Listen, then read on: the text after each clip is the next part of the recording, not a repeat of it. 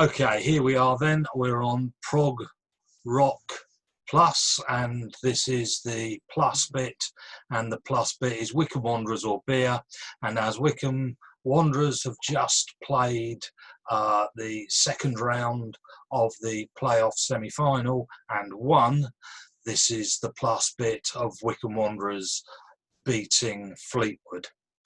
Okay, just finished. How'd you feel? Feels good, obviously. There's one way to put it.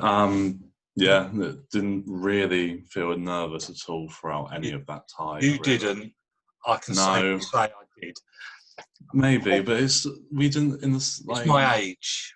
It may be your age, but in the second leg we didn't. We may have conceded two, but we didn't show like we were going to concede at any point. They can put as many crosses in as they like. We're going to deal with them all day long.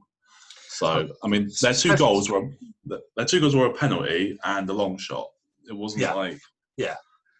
I mean, people can say how great they were, and Joey Barton can discuss how well they can pass the ball, etc.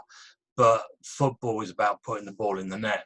And I just might add on that point, one thing that Wycombe Wanderers people don't like is direct football. They complain that we're not very good at actually playing football.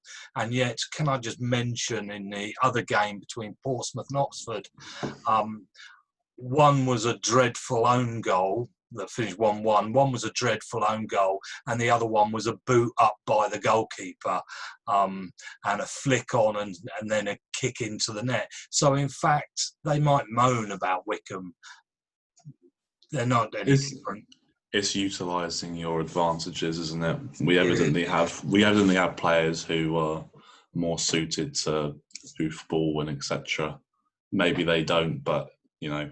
At the end of the day, it's worked for us very nicely. But Wycombe's two goals were excellent, weren't they? The first one, not so much, let's be honest. They did literally pass us the ball in their box. Second one, absolutely fantastic. But to be fair, if you think about it, in the first game, we had corner goal, which, you know, keeper obviously should do better. And then the one where the keeper goes into the defender and drops it. So really, three of their goals really could have been prevented if they just defended better. But on most goals, though, a defensive error.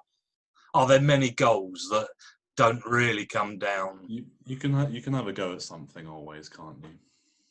But for a team to actually score two at Wycombe is pretty high as well, isn't it? Yeah, not many teams do that, do they? They don't. And we have been in the top two most of the season. So I think, you know, fair enough. Wycombe versus Oxford final. So how do you feel about a Wycombe-Oxford final? I mean, being the good fan that I am, that's the one away game that I've been to this season, and we got absolutely battered. So that could have been, though. We were down 10, battered 1-0, and 10 players, Akinfenwa was sent off. But although we were battered 10-0, 1-0. Sorry, 1-0. Although we were battered 1-0, with 10 players, they weren't going to score many, were they? Who, Oxford? Yeah. I wouldn't say I can remember greatly. I mean, from today, they didn't look very good, to be honest. They looked pretty average. I remember the first half when we played them at theirs that they did kind of get all over us and they could have scored more. I think second half they didn't do as much. But again, this is a one-off game, and it's a one-off game. And there's one thing Gareth Ainsworth is brilliant at. One thing, lots of things, but the one thing is team spirit. And in a one-off game, what we do know is that Wycombe will come out for a fight, and they will 50-50 balls, won't they? I mean, I wouldn't be able to know how many of the players were there, but I know a few of them were there for our last playoff final, so they'll have a decent amount of experience from that. Akinfenwa and Charles were both at Wimbledon for their playoff a couple of years ago. So people are going to have experience of this and they'll know what they're doing. And they'll have the lack of crowds not impacting them as well, which I'm sure can be an intimidating thing. It'll make Wembley less intimidating in general. Isn't it? It's going to be weird. We're actually going to miss this. We are going to miss this, but I'd rather miss it and get to the Championship than not. That's just, I mean, one term you could do. It's out of our league, isn't it? The Championship. Oh yeah, I mean, we've both said that we'll get absolutely twatted if we do get promoted, but we have to wait and see if we do. I mean, hopefully, what happens when in the Championship is we get a little bit more money, and we actually buy a few players that will put us in that league potentially. I would, I think, rather go and play and be hit and play in the Championship than not, I have to say, because I think Oxford will get hit as much as Wycombe will get hit.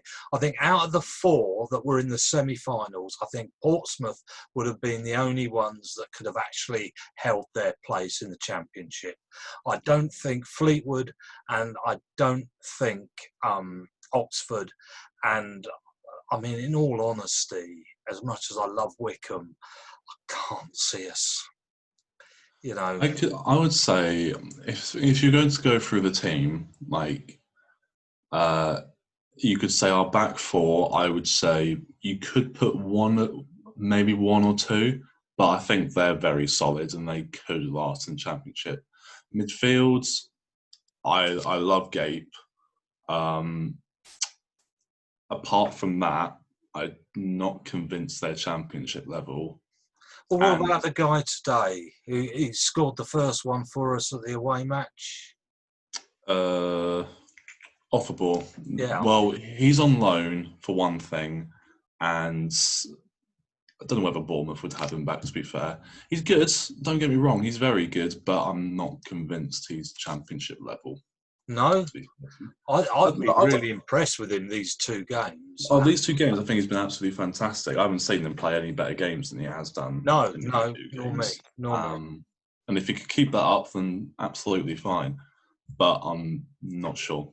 And then, as much as Bloomfield is Mr. Wycombe, etc., he has not got the legs these days. I think that neither is Akinfenwa this year. I think that's it. Not for Bloomfield. I think he'll have some. For me personally, he'd be a sub player who you could bring on. I'm not sure he's got the legs to last a whole match, but he normally doesn't. Akinfenwa obviously is 39 and shouldn't really be playing in the Championship, to be fair to him, as much as I love him as well. Could put him on the line and just keep the ball out. Pretty much, yeah. But then you've got Fred, who we absolutely adore. He could definitely last in the Championship, and Wheeler's pretty good as well. So I reckon we could do something in the Championship if we obviously have a little bit of luck along the way. But in all honesty, we didn't give ourselves, we weren't thinking.